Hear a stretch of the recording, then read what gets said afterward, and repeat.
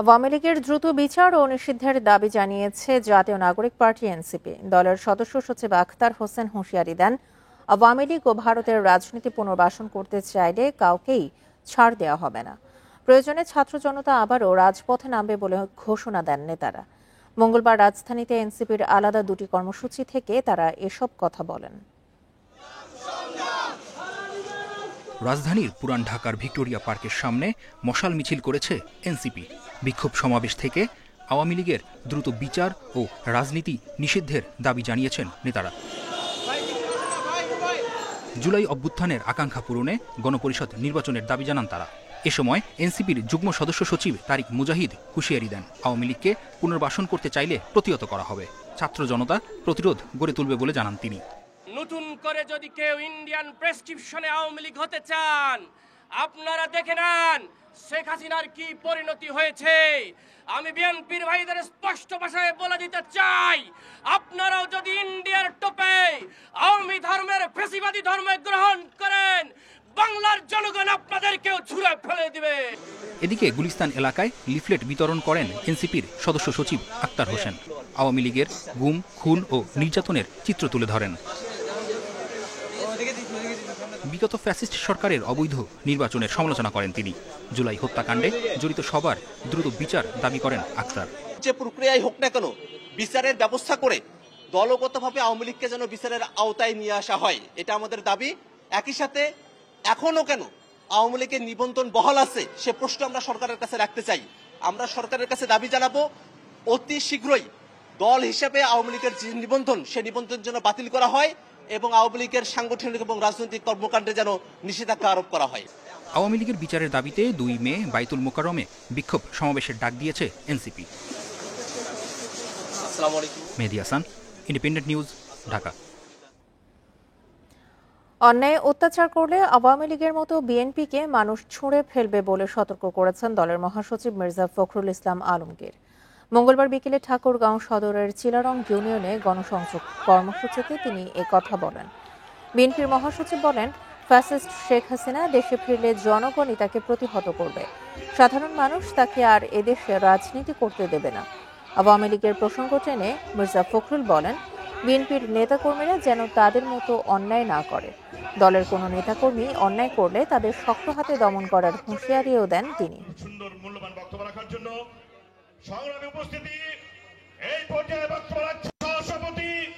অন্যায় করতে গেলে মানুষ ক্ষমা করবে না, মানুষ ভালোবাসবে না। আওয়ামী লীগকে যেভাবে ছুড়ে দিছে আপনাদেরকে সেভাবে ছুড়ে দিবে। সুতরাং অন্যায় কেউ যেন না করে সেদিকে খেয়াল রাখবে। লন্ডন থেকে বিএনপি চেয়ারপারসন বেগম খালেদা জিয়ার দেশে ফেরার জন্য এয়ার অ্যাম্বুলেন্স প্রস্তুত হচ্ছে। পররাষ্ট্র উপদেষ্টা জানান, এই বিষয়ে বিএনপির অনুরোধে কাজ করছে মন্ত্রণালয়। মঙ্গলবার বিকেলে পররাষ্ট্র মন্ত্রণালয়ে সাংবাদিকদের এক প্রশ্নের জবাবে তিনি এসব কথা বলেন। এর আগে পররাষ্ট্র মন্ত্রণালয় থেকে জানানো হয়েছে, খালেদা জিয়া সাবেক প্রধানমন্ত্রী হিসেবে যেসব সুবিধা পাওয়ার কথা তার আওতায় এই ব্যবস্থা নেওয়া হচ্ছে। সবকিছু ঠিক থাকলে সামনের মাসেই লন্ডন থেকে দেশে ফিরছেন বিএনপি চেয়ারপারসন ও সাবেক প্রধানমন্ত্রী খালেদা জিয়া। তার সঙ্গে তারেক রহমানের স্ত্রী জোবায়দা রহমান এবং খালেদা জিয়ার প্রয়াত ছোট ছেলে আরাফাত রহমান কোকোর স্ত্রী শর্মিলা রহমানেরও দেশে ফেরার কথা রয়েছে। বর্তমানে যুক্তরাজ্যে বড় ছেলে তারেক রহমানের বাসায় চিকিৎসাধীন সাবেক প্রধানমন্ত্রী খালেদা জিয়ার পূর্ণাঙ্গ স্বাস্থ্য পরীক্ষা চলছে।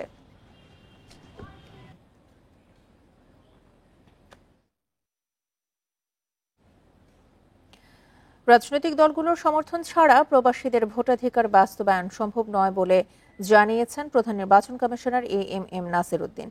প্রবাসীদের ভোট দান পদ্ধতি নির্ধারণে মঙ্গলবার নির্বাচন ভবনে আয়োজিত সেমিনারে তিনি এই কথা জানান।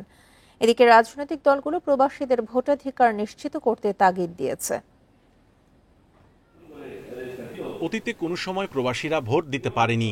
দ্বাদশ সংসদ নির্বাচনে পোস্টাল ব্যালটের মাধ্যমে দেশের ভেতর 433 জন ভোট দিতে পেরেছে। পোস্টাল ব্যালট, অনলাইন ভোটিং ও প্রক্সি ভোটিং পদ্ধতির স্বচ্ছতা, ধরন, নিরাপত্তা, মান ও আইনি চ্যালেঞ্জ সহ নানা বিষয়ে অংশীজনদের মতামত নেয়ার জন্য এই সেমিনারের আয়োজন করে নির্বাচন কমিশন। সেমিনারে নির্বাচন কমিশনার, বিএনপি, বাংলাদেশ জামায়াতে ইসলামী, এনসিপি সহ বিভিন্ন দল, সুশীল সমাজ ও গণমাধ্যমের প্রতিনিধিরা অংশ নেন। সূচনা বক্তব্যে সিইসি বলেন, ত্রয়োদশ জাতীয় সংসদ নির্বাচনে সীমিত পরিসরে হলেও প্রবাসীদের ভোটাধিকার প্রয়োগের ব্যবস্থা করবে নির্বাচন কমিশন। যদি আমরা রাজনৈতিক দলের সমর্থন না পাই, কারণ এই সমস্ত কাজে আউট অফ কান্ট্রি ভোটিংয়ে একটা ধরনের সিম্পলিসিটি যেমন ইম্পর্টেন্ট, তারপরে আইন কানুনের পরিবর্তন যাতে যথাসম্ভব কম করতে হয়, কস্ট ইফেক্টিভ যাতে হয় এবং মানুষের ট্রাস্ট যাতে থাকে, এগুলো সব ইনশিওর করে আমাদেরকে আগাতে হবে। পরে রাজনৈতিক দলের নেতারা বলেন, বাংলাদেশ থেকে অনেক লোক বিদেশে পালিয়েছে, যারা অবৈধভাবে বসবাস করছে, তারা যাতে ভোট দিতে না পারে সেদিকে খেয়াল রাখতে হবে ইসিকে। প্রবাসীদের অংশগ্রহণের সুযোগ দিতে যে প্রক্রিয়া, সেই প্রক্রিয়ায় যদি কিছু ত্রুটি থাকে সেটা সহজে আমাদেরকে শুরু করতে হবে, যাতে করে অনুশীলনের মধ্য দিয়ে আমরা সেই ত্রুটি দূর করতে পারি, কমাতে পারি। অনেক সময় যিনি ভোট মূল ব্যক্তি তার মতের প্রতিফলন নাও হইতে পারে। ধরে নিলাম যে 10% লোকের মতের প্রতিফলন হবে না, আমরা এটাকে টোটাল বাদ দিতেও বলি নাই, গ্রহণ করতেও বলি নাই, এর ব্যাপারে ডিসকাশন করে আমরা আমাদের মতামত দিব। জুলাই আগস্ট গণ অভ্যুত্থানের পরে মানুষের মাঝে, প্রবাসীদের মাঝে অনেক আকাঙ্ক্ষা আছে বাংলাদেশ বিনির্মাণে যুক্ত হওয়ার। তারা চান তাদের ভোটাধিকারটা প্রয়োগ করতে। প্রায় 1.5 কোটি ভোটার প্রবাসে বসবাস করেন। Mahmudul Hasan, independent news, Dhaka. যানজট কমিয়ে সড়কে শৃঙ্খলা ফেরাতে রাজধানীতে বসানো হচ্ছে স্বয়ংক্রিয় সিগন্যাল বাতি। ঢাকা উত্তর ও দক্ষিণের 4টি মোড়ে শিগগিরই শুরু হবে আনুষ্ঠানিক যাত্রা। 18 কোটি টাকা খরচ করে মোট 22টি স্থানে বসানো হবে এসব বাতি। বিশেষজ্ঞরা বলছেন, সিগন্যালের 50 থেকে 100 মিটারের মধ্যে কোনো গাড়ি থামাতে বা পার্কিং করতে দেবে না পুলিশ। এরকম 6টি সুপারিশ বাস্তবায়ন হলে সুফল পাবে নগরবাসী। রাজধানীর ইন্টারকন্টিনেন্টাল হোটেলের সামনের ট্রাফিক মোড়, এখানে পরীক্ষামূলকভাবে বসানো হয়েছে দেশীয় প্রযুক্তির সংকেত বাতি। রাজধানীর যানজট নিয়ন্ত্রণে সর্বশেষ সংযোজন স্বয়ংক্রিয় এসব সিগন্যাল বাতি। পুলিশ বক্সের ভেতরে রয়েছে কন্ট্রোল বোর্ড, এর মাধ্যমেই নিয়ন্ত্রণ করা হবে। করার পরে আমরা কোন সাইডে কোনটা সবুজ কয় মিনিট দেবো, লাল কয় মিনিট থাকবে, তারপর পেডেস্ট্রিয়ান, অ্যাম্বাটার কোনটা কত মিনিট থাকবে, এটা দেখে আমরা টাইম সেট করে দেবো। ঘন্টার পর ঘন্টা যানজটের স্থবিরতা কাটাতে সড়কে গাড়ির অতিরিক্ত চাপ থাকলে সনাতন পদ্ধতিতেও নিয়ন্ত্রণ করা যাবে এসব সিগন্যাল বাতি। পরিস্থিতি দেখে অপারেটরকে নির্দেশনা দিবেন ট্রাফিক পুলিশ। এই সিগন্যাল পদ্ধতি তৈরি করেছেন বুয়েটের বিশেষজ্ঞরা। এসব বাতি নষ্ট হলে দ্রুত মেরামত করা যাবে। এ পদ্ধতি কার্যকর করতে প্রধান উপদেষ্টার কাছে জমা দেওয়া 6 দফা সুপারিশ বাস্তবায়নের পরামর্শ তাদের। ট্রাফিক পুলিশের কাজ কিন্তু এনফোর্স করা, এই হাত দেখে ট্রাফিক থামানো, চালু করা ট্রাফিক পুলিশের কাজ না। তো আমাদের এই যেটা আমরা বলছি কন্ট্রোল বক্স, যেটা কন্ট্রোল রুমে থাকবে, সেখানে সিগন্যাল অপারেটরের সাথে একজন কনস্টেবল হয়তো বা থাকতে পারেন। তাকে ধীরে ধীরে তিনিও সিগন্যাল কীভাবে অপারেট করতে হয় সেই প্রশিক্ষণটাও তার হয়ে যাবে। আর যারা এখন ফিল্ডে কাজ করছেন আরও 3-4 জন, তারা কিন্তু অফরোড হয়ে যাবে, তারা তখন এনফোর্সমেন্টের কাজটা করবে। গোটা রাজধানীর ট্রাফিক সিগন্যাল ব্যবস্থা আপডেট করা হচ্ছে। গুলশান থেকে তেজগাঁও পর্যন্ত থাকবে এআই পরিচালিত বাতি, বলছে উত্তর সিটি কর্তৃপক্ষ। করিডোরে কিন্তু এআই বেস ট্রাফিক করছি, সেটা আপনারা জানেন যে ইয়া থেকে আমাদের গুলশান থেকে 7 রাস্তা পর্যন্ত এটা পুরোটা এআই বেস হবে। তো আধুনিক বিশ্বের সবচেয়ে হাইস্ট যে ট্রাফিক ফ্যাসিলিটি, সব সার্ভিসেস আমরা এখানে মধ্যে রাখছি। প্রাথমিকভাবে ঢাকা উত্তর ও দক্ষিণে 2টি করে 4টি মোড়ে বসছে সব সংকেত বাতি। এর মধ্যে উত্তরে 14টি এবং দক্ষিণে আরও 8টি বসানো হবে। এরই মধ্যে শেষ হয়েছে কারওয়ান বাজার, ফার্মগেট ও বাংলা মোটর এবং ইন্টারকন্টিনেন্টালের মোড়ের কাজ। আল আমিন হোসেন, ইন্ডিপেন্ডেন্ট নিউজ, ঢাকা। গুজরাটে অবৈধ বাংলাদেশের সন্দেহে আটক হওয়া ব্যক্তিদের বেশিরভাগই ভারতীয় মুসলমান। দেশটির সংবাদ মাধ্যম পিটিআই এর বরাতে মঙ্গলবার এই তথ্য দিয়েছে বিবিসি বাংলা। নথিপত্র যাচাইয়ের পর আটক 6,500-এর মধ্যে 450 জন অবৈধ বাংলাদেশি পাওয়া গেছে। এরা সেখানে বসবাস করছিলেন। আটক করা বাকিদের জিজ্ঞাসাবাদ চলছে। আরও অনুপ্রবেশকারী পাওয়া যাবে বলে শঙ্কা গুজরাট পুলিশের মহাপরিদর্শকের। এর আগে শনিবার ভোর থেকে সোমবার পর্যন্ত আহমেদাবাদ ও সুরাট সহ পুরো গুজরাটেই অভিযান চালায় পুলিশ। অভিযান চালিয়ে আটক করা হয় 6,500 মানুষকে। প্রয়োজনীয় নথিপত্র না থাকায় তাদের আটক করা হয়।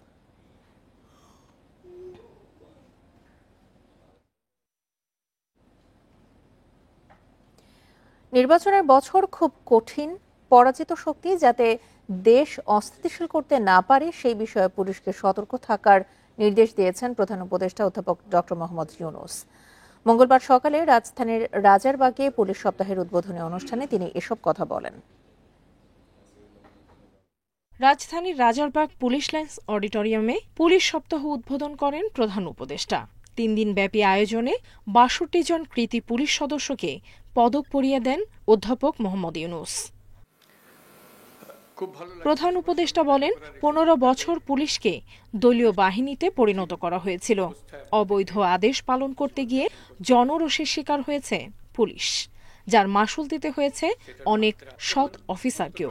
অন্তর্বর্তীকালীন সরকার দায়িত্ব নেওয়ার পর থেকে আমরা ন্যায্য অন্যায্য আন্দোলনে মানুষকে রাস্তায় নেমে আসতে দেখেছি। এসব পরিস্থিতিতে আপনারা ধৈর্যের পরিচয় দিয়েছেন। আশা করি একই রকম ধৈর্যের পরিচয় দিয়ে আগামী দিনগুলোতে আপনারা কাজ করে যাবেন। অধ্যাপক ইউনূস বলেন, পরাজিত শক্তি ঐক্য ভেঙে দিতে সব রকম চেষ্টা করছে। তারা যাতে দেশকে অস্থিতিশীল করতে না পারে সেজন্য পুলিশকে সতর্ক থাকার নির্দেশ দেন প্রধান উপদেষ্টা। পরাজিত শক্তি যেন কোনোভাবেই দেশকে অস্থিতিশীল না করতে পারে। আমি আগেও বলেছি, আবারও আপনাদেরকে নিয়ে স্মরণ করিয়ে দিচ্ছি সবাইকে, আমরা একটা যুদ্ধ অবস্থায় আছি। অশুভ চক্র আমাদের স্বপ্নকে, আমাদের ঐক্যকে ভেঙে দিতে সব শক্তি নিয়ে চেষ্টা করছে এবং চেষ্টা আরো কঠোরতর করবে। নির্বাচনের বছরটি খুব কঠিন মন্তব্য করে প্রধান উপদেষ্টা বলেন, পরবর্তী নির্বাচন সুষ্ঠু ও নিরপেক্ষ করতে পুলিশের ভূমিকা গুরুত্বপূর্ণ। চলতি বছরের ডিসেম্বর থেকে আগামী বছরের জুনের মধ্যে দেশে ত্রয়োদশ সংসদ নির্বাচন অনুষ্ঠিত হবে। সেই নির্বাচন যেন সুষ্ঠু ও শান্তিপূর্ণ উপায়ে অনুষ্ঠিত হয়, সেজন্য পুলিশ সদস্যদের ভূমিকা খুবই গুরুত্বপূর্ণ। নির্বাচনের সময় সব প্রার্থীর প্রতি সমান আচরণ এবং ভোটারদের নির্ভয়ে ভোটদানের পরিবেশ নিশ্চিত করার আহ্বান জানান প্রধান উপদেষ্টা। সর্বাত্মক প্রচেষ্টা হবে। নুরসেলিনা শিউলি, ইন্ডিপেন্ডেন্ট নিউজ, ঢাকা।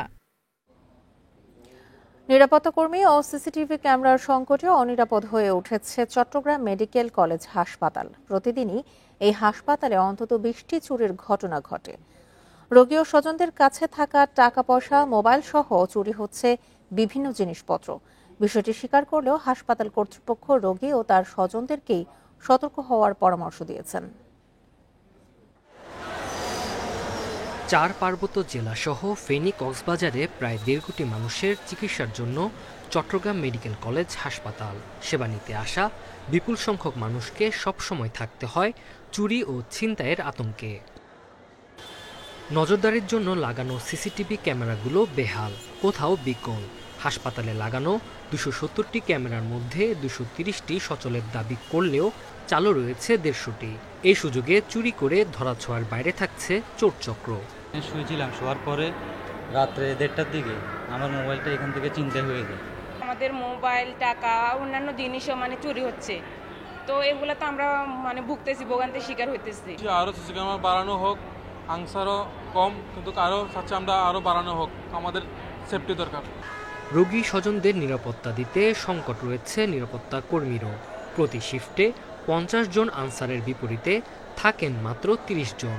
এখানে মানুষের ওষুধ চুরি হয়ে যায়, মানুষের অর্থ চুরি হয়ে যায় এবং শিশু চুরির মতো বড় বড় ঘটনা ঘটে। এগুলো থেকে পরিত্রাণের জন্য আপনাকে মনিটরিং সেল করতে হবে, কমিটি করতে হবে। এসব সমস্যার সংকটের কথা স্বীকার করলেও তা সহজে সমাধান সম্ভব নয় দাবি হাসপাতাল কর্তৃপক্ষের। এজন্য সবাইকে সতর্ক থাকার পরামর্শ তার। আমরা অলরেডি টেন্ডার করেছি, আরও প্রায় 150-200 সিসি ক্যামেরা বিভিন্ন জায়গায় আমরা এটাকে ইনস্টল করব। এই রোগীদের নিরাপত্তার সাথে, তারপরে রোগীদের নিরাপত্তার সাথে, রোগীর সাথে যারা অ্যাটেন্ডেন্স আছে তাদের নিরাপত্তার সাথে। পুলিশের হিসাবে চট্টগ্রাম মেডিকেল কলেজ হাসপাতালে প্রতিদিন 20টিরও বেশি চুরি ঘটে। Independent news. মেডিকেল কলেজ হাসপাতালগুলোতে সিসিটিভি ও নিরাপত্তা কর্মী থাকলেও চুরির বিভিন্ন ধরনের ঘটনা ঘটছে। এই নিয়ে বিস্তারিত জানাতে সিলেট ও খুলনা থেকে যোগ দিচ্ছেন আমাদের সহকর্মীরা। শুরুতেই যাচ্ছি সিলেটে, সেখান থেকে জানাবেন সহকর্মী রানা মজুমদার। রানা, আমরা চট্টগ্রামের যে ঘটনা দেখলাম যে চট্টগ্রাম মেডিকেল কলেজে বিভিন্ন জিনিস চুরি হচ্ছে, সিলেট মেডিকেল কলেজের কি অবস্থা দেখতে পাচ্ছেন?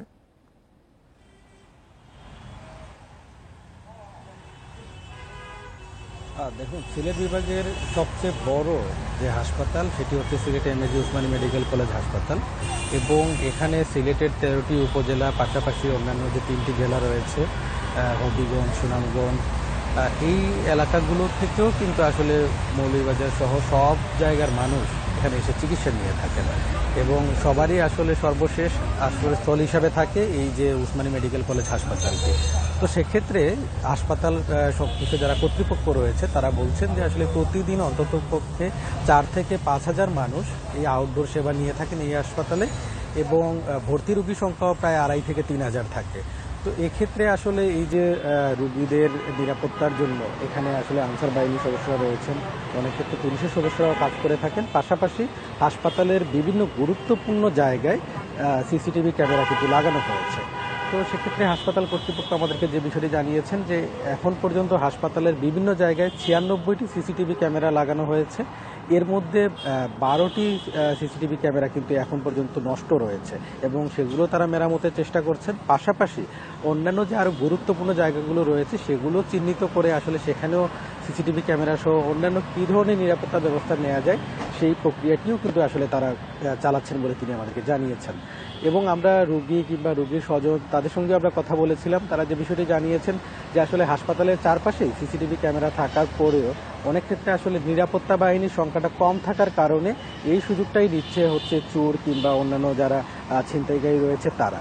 এবং দেখা গেছে যে প্রতিদিনই কোনো না কোনো চুরির ঘটনা ঘটছে। সেক্ষেত্রে রোগীর আত্মীয় স্বজনরা হয়তো অনেকের মোবাইল খোয়াচ্ছেন, পাশাপাশি অনেকের বাইক কিন্তু চুরি হচ্ছে, এই ধরনের ঘটনাও ঘটছে।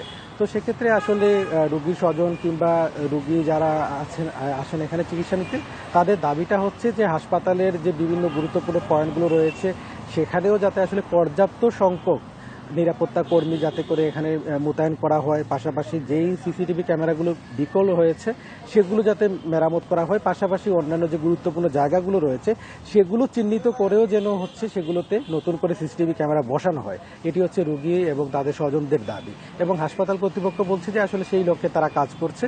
এবং আরেকটি বিষয় হচ্ছে যে এখানে কিন্তু আসলে বিভিন্ন ধরনের মানুষ এখানে প্রতিনিয়ত আসেন।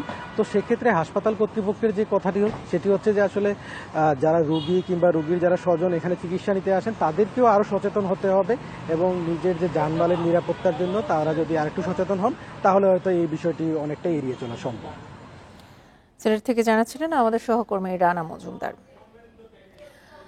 এই মুহূর্তে খুলনা থেকে যোগ দিচ্ছেন আমাদের সহকর্মী AHM শামীমুজ্জামান। যাচ্ছি তার কাছে। শামীম, আমরা যেমনটি চট্টগ্রাম এবং সিলেট মেডিকেল কলেজ হাসপাতালের তথ্য শুনছিলাম, টাকা পয়সা, ওষুধপত্র সহ রোগীদের ব্যক্তিগত বিভিন্ন জিনিস চুরি হচ্ছে, এমনকি শিশু চুরির মতো ঘটনাও অনেক মেডিকেল কলেজ হাসপাতালে ঘটছে।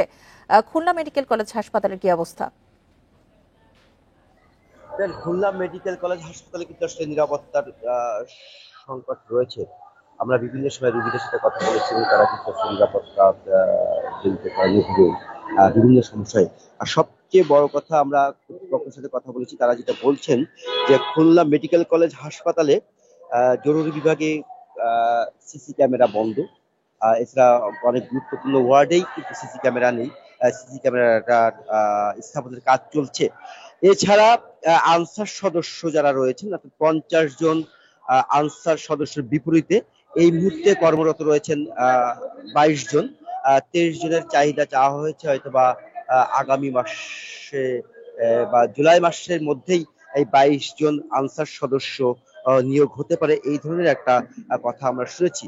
টুকটাক চুরির ঘটনা কিন্তু প্রায় ঘটে, তবে আনুষ্ঠানিকভাবে গত অগস্ট থেকে এই পর্যন্ত 3টি অভিযোগ জমা পড়েছে যে চুরি হয়েছে, তবে সেটা বড় ধরনের না বলেই আমাদেরকে জানিয়েছে তারা। যা কর্তৃপক্ষ যেটা বলছে যে গত 3 মাসে মোবাইল চুরির ঘটনার 3টি অভিযোগ আনুষ্ঠানিকভাবে দিয়েছে কর্তৃপক্ষের নিকট। এছাড়া এখানে আরেকটা কথা একটু বলে রাখি, খুলনা মেডিকেল কলেজ হাসপাতাল 1000 শয্যা বিশিষ্ট হলেও এখানে কিন্তু প্রতিদিন 2000-এর প্রায় 2000-এর রোগী থাকে। আর এখানে কিন্তু কাগজে কলমে 500 শয্যা বিশিষ্ট হাসপাতালের লোকবল রয়েছে। সব মিলিয়ে কিন্তু এখানে লোকবল সংকট সবসময় থাকেই। সে চিকিৎসক, নার্স বা অন্য কর্মচারী যারা রয়েছেন, সব পর্যায়েই সবসময় লোকবল সংকট থাকে। অর্থাৎ যে প্রত্যাশিত যে সেবা দিতে কিন্তু চিকিৎসকরা প্রায় সময় ব্যর্থ হয় এবং এখানে যে রোগীগুলো আসেন তারা প্রত্যাশিত সেবা না পেয়ে নানান ধরনের অভিযোগ করেন। এবং এই বিষয়টা নিয়ে আমরা কর্তৃপক্ষের সাথে কিন্তু বহুবার কথা বলেছি এবং কর্তৃপক্ষও ঢাকায় ঊর্ধ্বতন কর্মকর্তা যারা রয়েছেন তাদের সাথে কথা বলেছেন, কিন্তু কথা বলার চিঠি চালাচালির মধ্যেই সীমাবদ্ধ রয়েছে। খুলনা মেডিকেল কলেজ হাসপাতালের লোকবল সংকট নিরসনের জন্য যে কার্যকর পদক্ষেপ, সেই কার্যকর পদক্ষেপ কিন্তু আসলে আমরা দেখিনি। তো এই ছিল আমার কাছে সর্বশেষ তথ্য।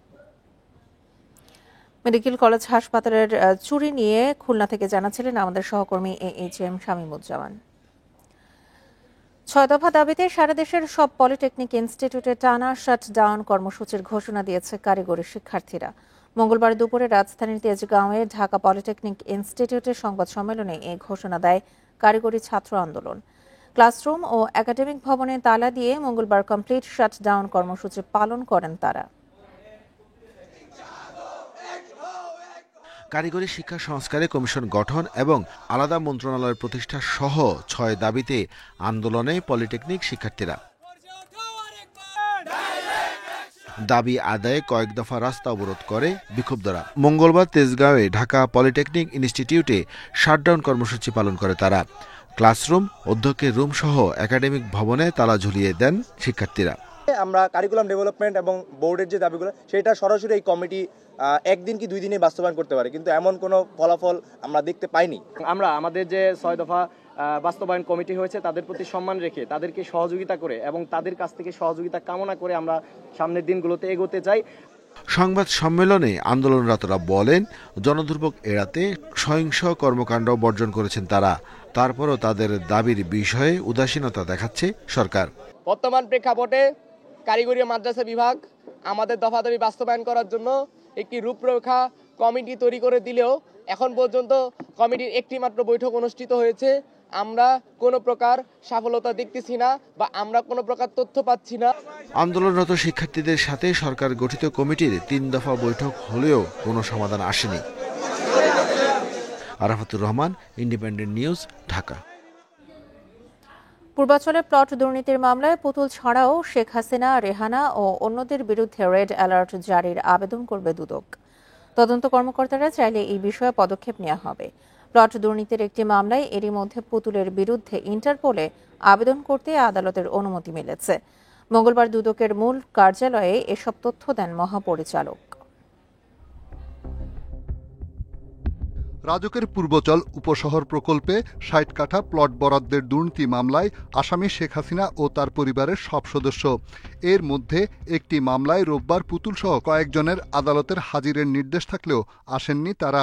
এতে পুতুলের বিরুদ্ধে গ্রেপ্তারি পরোয়ানা দেয় আদালত। এরপর দুদকের আবেদনে তার বিরুদ্ধে ইন্টারপোলের রেড অ্যালার্ট জারির অনুমতিও দেয়া হয়। এই দুর্নীতিতে জড়িত অন্যদের বিরুদ্ধেও কি রেড অ্যালার্ট আবেদন করা হবে? দুদক বলছে, তদন্তকারীরা চাইলে সবার বিরুদ্ধেই নোটিশের প্রক্রিয়া শুরু হতে পারে।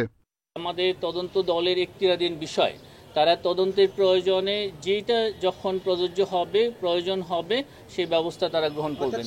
এদিকে 10 কোটি টাকার অবৈধ সম্পদ অর্জনের অভিযোগে সাবেক মুক্তিযুদ্ধ বিষয়ক মন্ত্রী মোজাম্মেল হকের বিরুদ্ধে মামলা করেছে দুদক। মন্ত্রী হিসাবে দায়িত্ব পালনকালে ক্ষমতার অপব্যবহার পূর্বক অসাধু উপায়ে জ্ঞাত আয়ের উৎসের সাথে অসঙ্গতিপূর্ণ 10 কোটি 34 লক্ষ টাকারও বেশি মূল্যের সম্পদ অর্জন পূর্বক ভোগ দখলে রাখা এবং তার নামেও 3টি ব্যাংক হিসাবের মাধ্যমে মোট 8 কোটি 32 লক্ষ টাকারও বেশি অস্বাভাবিক এবং সন্দেহজনক লেনদেন করার অপরাধ অনুসন্ধানকালে প্রমাণিত হয়েছে। এছাড়া বিভিন্ন অভিযোগে মঙ্গলবার এলজিইডির প্রধান কার্যালয় সহ 36 কার্যালয়ে একযোগে অভিযান চালায় দুদক। পরবর্তী ব্যবস্থা নেওয়া হবে প্রতিবেদন অনুযায়ী। রিশাদ হুদা, ইন্ডিপেন্ডেন্ট নিউজ, ঢাকা। কোরবানি ঈদের আগেই নতুন নকশার নোট বাজারে ছাড়বে বাংলাদেশ ব্যাংক। 2 টাকা থেকে শুরু করে 1000 টাকার নতুন নোটে থাকবে জুলাই অভ্যুত্থানের গ্রাফিতির পাশাপাশি দেশের ঐতিহ্য ও সংস্কৃতির নিদর্শন। এদিকে চাহিদা থাকলেও বঙ্গবন্ধুর ছবিযুক্ত নোট গ্রাহকদের দিতে পারছে না ব্যাংকগুলো। ফলে খোলা বাজার থেকে ছেঁড়া ফাঁটা নোট পরিবর্তন করতে গিয়ে আর্থিক ক্ষতির মুখে পড়ছেন গ্রাহকরা। রাজনৈতিক পট পরিবর্তনের 9 মাস হলো এখনো বাজারে আসেনি নতুন নকশার নোট। টাকায় বঙ্গবন্ধুর ছবি থাকায় গেল ঈদ উল ফিতরে ছাড়া হয়নি নতুন নোট, ফলে চাহিদা বাড়ে খোলা বাজারে। নতুন নোটের সংকটে গ্রাহকের হাতে বেড়েছে ছেঁড়াফাটা নোটের সংখ্যা। ফলে অনেকে পুরনো কিংবা ছেঁড়াফাটা নোট পরিবর্তন করছেন রাজধানীর গুলিস্তান ও মতিঝিল এলাকায়। বাড়তি টাকায় এসব নোট পরিবর্তন করতে গিয়ে আর্থিক ক্ষতি হচ্ছে গ্রাহকদের। 9000 টাকা দিয়ে 7500 টাকা পেয়েছি। মানে এগুলো নিয়ে অনেক ঝামেলা হয়। কেউ আছে আবার 1 টুকরা নিয়ে আসে, 1 টুকরা 10% কম পায়, 90% পায়। এদিকে ব্যাংকগুলোতে ছেঁড়াফাটা নোট পরিবর্তন করতে গ্রাহকদের অনেক নিয়ম নীতির মধ্যে পড়তে হচ্ছে। ভল্টে বঙ্গবন্ধুর ছবিযুক্ত নোট থাকলেও বাংলাদেশ ব্যাংকের নির্দেশনা অনুযায়ী গ্রাহকদের তা দিতে পারছে না ব্যাংকগুলো। যেগুলা মানে গ্রহণযোগ্য মোটামুটি ভালো ভালো ভালো বলতে মানে হয়তো 2 টুকরা বা 3 টুকরা হইলেও মানে যেগুলো একটু শক্ত নোট আছে ওগুলা নেওয়া যায়। আমার 1000 টাকার একটা নোট একটু অসাবধানতাবশত টানলে একটু ছেড়ে যায়। তো আমি একটা ব্যাংকের ব্রাঞ্চে যাই, ওনারা বলে যে এটা দিবে না ছেড়ে। 10 জন বা 100 জন আপনার চাহিদা আছে, একজনকে দিয়ে আপনি আরো মানুষের মধ্যে মানে অসন্তোষের সৃষ্টি করবেন। তার থেকে আপনার বেটার পলিসি হচ্ছে আপাতত পরবর্তী সরবরাহ না পাওয়া পর্যন্ত এই যৎসামান্য যেটুকু আছে এটুকু আমি না দিই। বাংলাদেশ ব্যাংক বলছে নতুন নকশার নোট ছাপাতে কমপক্ষে 1 থেকে 1.5 বছর সময় লাগে। তবে গ্রাহকদের চাহিদা মাথায় রেখে কোরবানি ঈদের আগেই নতুন নোট ছাড়া হবে বলে জানান বাংলাদেশ ব্যাংকের মুখপাত্র। জানান নতুন 9 ধরনের নোট ছাপানো হলেও সবগুলো এখনই পাওয়া যাবে না। বাংলাদেশ ব্যাংক উদ্যোগ নিয়েছে একই সাথে 9 প্রকারের নোট, 2 টাকা থেকে আরম্ভ করে 1000 টাকার 9 প্রকারের নোটই তারা নতুন ডিজাইনের ছাপাবে। 5ই আগস্টের যে বিপ্লব, সেই বিপ্লবের প্রতিফলন এই ছবিতে থাকবে। সেই সাথে আমাদের দেশের যে ঐতিহ্য সেগুলো তো থাকবেই। বাংলাদেশ ব্যাংকের তথ্য মতে প্রতি বছর বিভিন্ন মূল্যমানের 150 কোটি পিস নতুন টাকার চাহিদা থাকলেও টাকশাল ছাপাতে পারে 120 কোটি piece. Shafil Alam Sujan, independent news, Dhaka. নেত্রকোনার দুর্গাপুর উপজেলায় এক কলেজ ছাত্রকে ধর্ষণের অভিযোগে উপজেলা ছাত্র দলের যুগ্ম আহ্বায়ক ফয়সাল আহমেদ দুর্জয়কে গ্রেপ্তার করেছে পুলিশ। মঙ্গলবার দুর্গাপুর পৌরসভার বিরিশিরি এলাকা থেকে পুলিশ তাকে গ্রেপ্তার করে। এ ঘটনায় ভুক্তভোগী ওই কলেজ ছাত্রী নারী ও শিশু নির্যাতন দমন আইনে মামলা করেছেন। পুলিশ জানায় সোমবার ওই কলেজ ছাত্রী তার হবু স্বামীর সঙ্গে বিরিশিরি বেড়াতে যান। সে সময় দুর্জয়ের পরামর্শে একটি হোটেলে ওঠেন তারা। মঙ্গলবার দুপুরে তার হবু স্বামী দোকানে গেলে সেই সময় দুর্জয় হোটেলের কক্ষে আসেন এবং তাকে ধর্ষণ করেন। পরে পুলিশ এসে হোটেল কক্ষ থেকে ওই কলেজ ছাত্রীকে উদ্ধার এবং ছাত্রদল নেতাকে গ্রেপ্তার করে। এদিকে ধর্ষণের অভিযোগ ওঠায় অভিযুক্ত দুর্জয়কে সাংগঠনিক পদ থেকে বহিষ্কার করেছে জেলা ছাত্রদল। আর এই ছিল এখনকার মতো বিরতিহীন ইন্ডিপেন্ডেন্ট সংবাদে। এছাড়া ইন্ডিপেন্ডেন্ট টেলিভিশনের সব খবর আরও বিস্তারিত জানতে চোখ রাখুন ফেসবুক, ইউটিউব এবং এক্সে।